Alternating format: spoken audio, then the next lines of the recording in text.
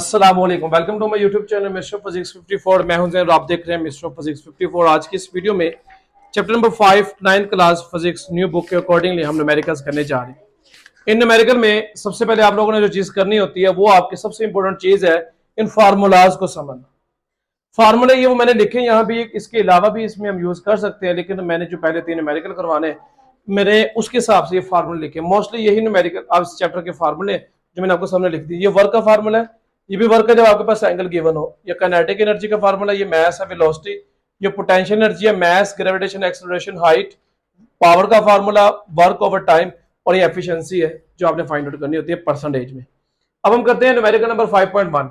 उसकी स्टेटमेंट में कुछ इस तरह कहता है अ फोर्स ऑफ 20 न्यूटन, एक 20 न्यूटन फोर्स लग रही है कितने एंगल के साथ, 60 डिग्री के साथ, to the horizontal is used to a pull of box through a distance of 3 metre. यानी कि वो 60 डिग्री से खींच रहा है, 20 न्यूटन फोर्स लगा रहा है और उसको इस तरफ लेकर जा रहा है।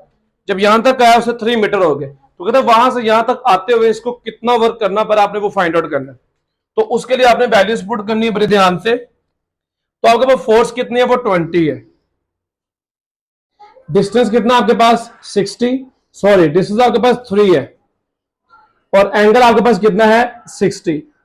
आप क्या करेंगे, आप कैलकुलेटर यूज करेंगे और आप वैल्यूज को फाइंड आउट करेंगे। 20 मल्टीप्लाई बाय 3, आंसर आ गया 60। उसके बाद कोस 60 लेंगे तो आपके पास आंसर आएगा 0.5, और इसको 60 से मल्टीप्लाई करेंगे आपके पास फाइनल आंसर आएगा 30, और वर्क का यूनिट होता है जूल। ये हो गया हमारा पहला न्यूमेरिकल।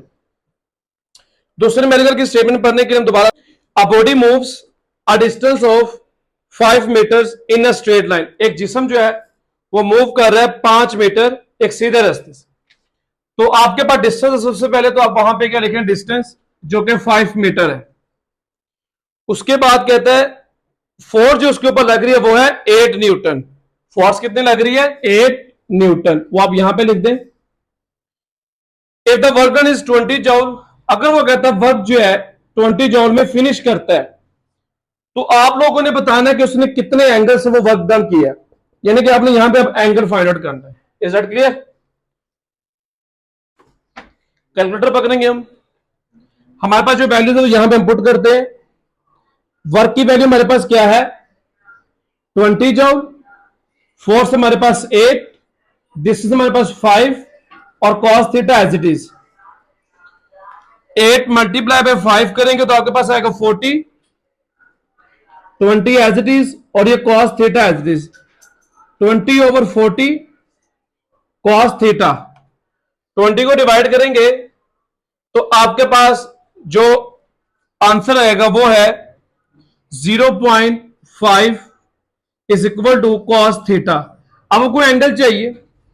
एंगल निकालने के लिए मेरे बेटा ये कॉस यहां मल्टीप्लाई और इधर आके डिवाइड यानी कि इनवर्स हो जाएगा 0.5।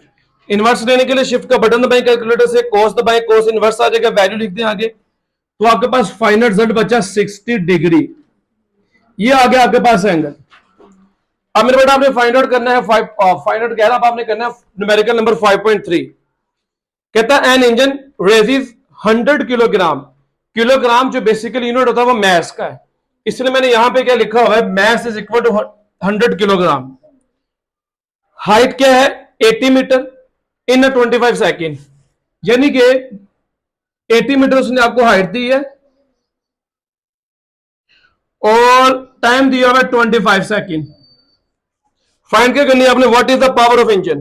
बड़ी सिंपल सी बात है बेटा, देखें एक मोटर लगी होती है आपके घर में, 100 किलोग्राम का मैस टंकी तक गया है, और जो टंकी आपकी पड़ी है वो जमीन से मोटर से लेकर ऊपर तक छत पे, फॉर एग्जांपल उसकी हाइट है 80 मीटर। तो 80 मीटर हाइट है, 100 किलोग्राम पानी ऊपर लेके गई है मोटर, और उसने टाइम यूज किया 25 सेकंड।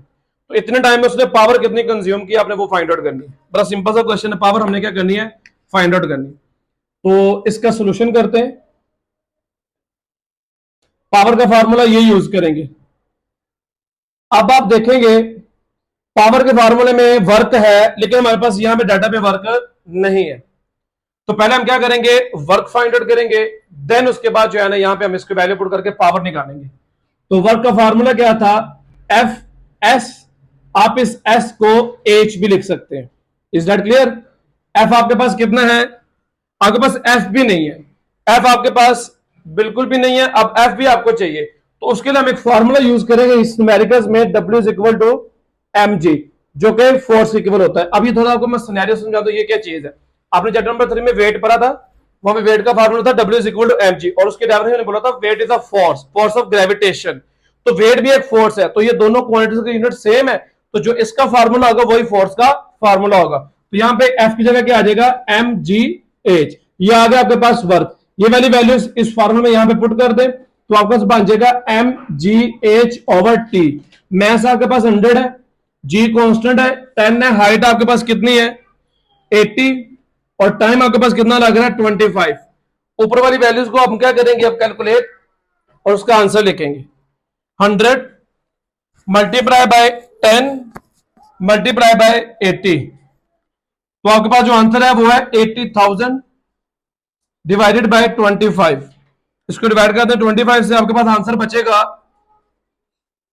3200 वाट। तो ये थे आज की इस वीडियो के मैथमेटिकल्स। इंशाल्लाह मिलते हैं अपने नेक्स्ट वीडियो का। आई होप सो आपको समझ आई होगी। कोई भी प्रॉब्लम है तो आप कमेंट करके पूछ सकते हैं। मिलते हैं नेक्स्ट वीडियो में। रखिएगा अपना ख्याल। अल्लाह हाफिज।